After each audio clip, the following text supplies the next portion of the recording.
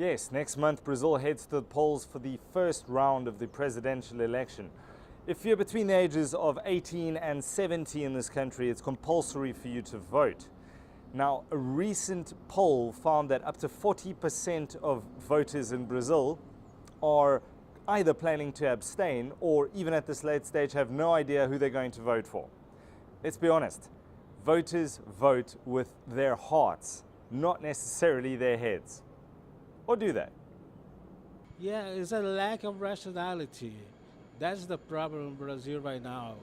Sociologist Maurizio Fabiao says this election is incredibly complex and with so many unknowns at the same time. Fascinatingly, the former president of Brazil, Lula da Silva, who left office with an approval rating of over 80%, is said to be playing puppet master, all while serving 12 years in jail for corruption. Is this the most contested election in Brazil's history, do you think? It's more complex election because we don't know what happened. We don't know what's going on. The candidates of work party are growing because the influence of Lula. Yeah. But Who's sitting in jail? he's in jail. In jail, he's having influence in this election. But we don't know what's going to happen. Isn't that fascinating that somebody who's sitting behind bars in jail is able to influence an election? It's amazing. We don't never happen that in Brazil. I asked political science professor João Ferreira from the Rio de Janeiro State University how Brazil even got to a place where right-wing nationalists have grown in popularity. I think it's a long process through which politics was criminalized through corruption scandals, very much exploited by the media for political purpose.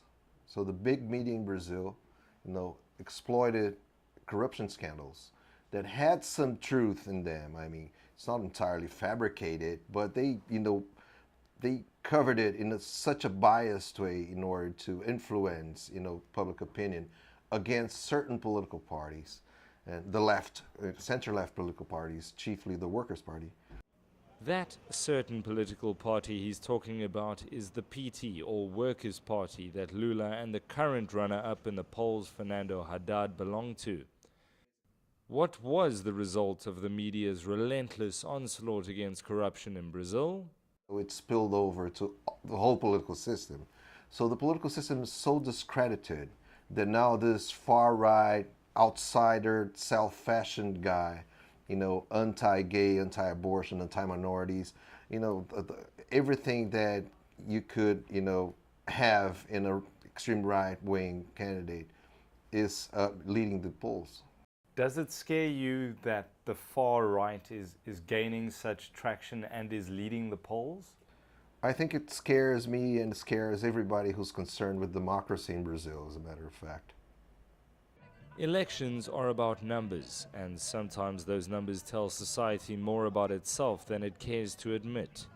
It would appear that this election is lining up with the ideological center-left, squaring up against the far right.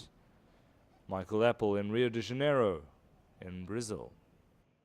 Professor Ferreira says the media must bear some responsibility for using the litany of corruption scandals in Brazil to demonize not only one political party, but an entire political system itself. That's perhaps why loud, populist, controversial statements are finding traction with a fed-up electorate who want anything but the status quo, even if the alternative has no real substance.